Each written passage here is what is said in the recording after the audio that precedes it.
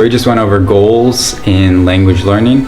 Next is immersion environment. So immersion environment, as you know, is the most essential thing when it comes to learning a language and mastering a language. It is the number one thing that you can possibly do. So here's a baby and a sponge.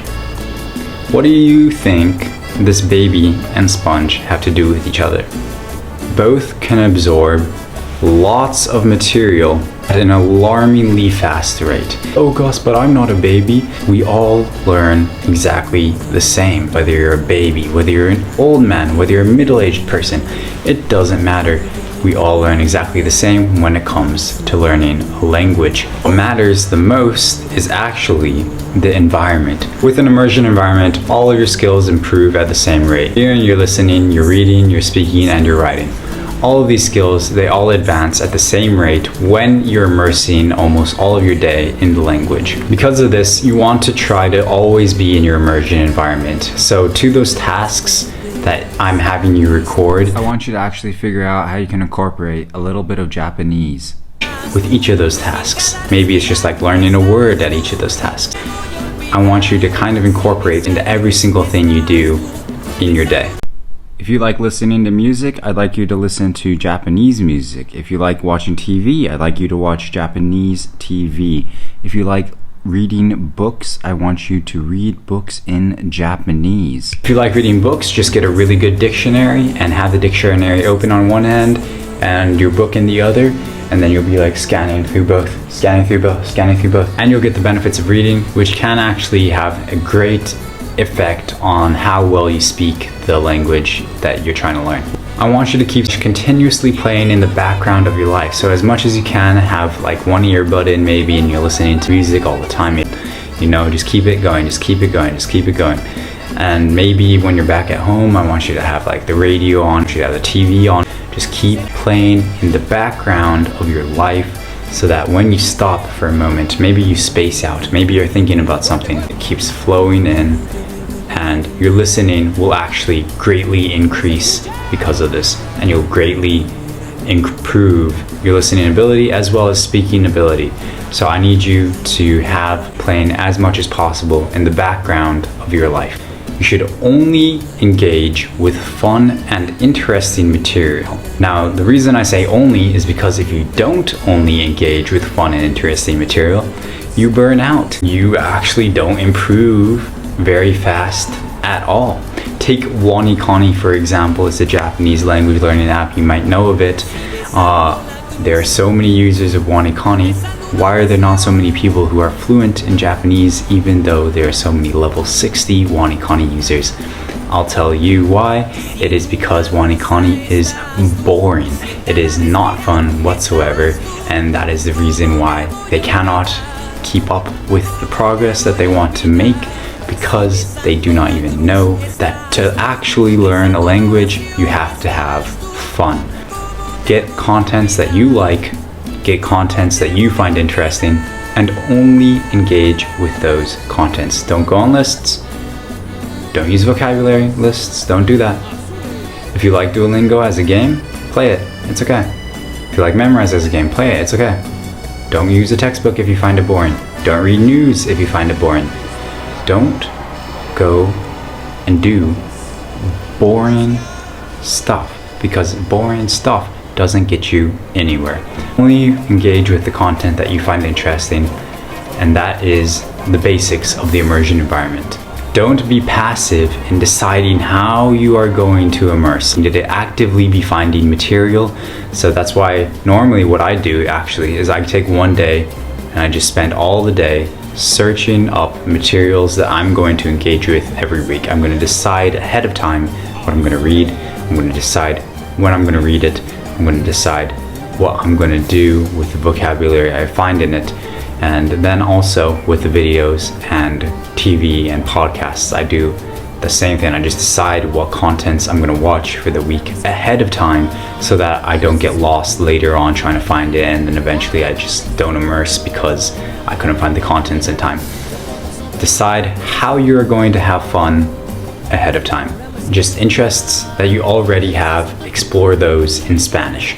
It's as simple as that. To keep activation energy as low as possible. If you have trouble getting up in the morning and just studying from the get-go, I want you to have a computer or some radio by your bed so that you can just get up, press a button, and you already get going. That is basically what I want you to do with all of your super low activation energy activities, super easy 3 activities, and then I want you to make it even easier to just immerse in your language at all moments in your life. All right, now we're gonna go through the last key of language learning, which is spaced studying. When you study for a test, do you forget all the material that you learn within about a week or even just right after the test? If so, you are actually probably doing what's called rote repetition to study for that test. Worms have 5 hearts, worms have 5 hearts, worms have 5 hearts, worms have 5 hearts. And then you go to the test and you're like, oh, worms have 5 hearts, worms have 5 hearts. And then you're walking out, okay, I'm feeling good about the test. I got the fact that worms have 5 hearts. Good. And then a week passes and somebody's like, how many hearts do worms have? I don't know. This is rote repetition, and it is actually the worst way to study.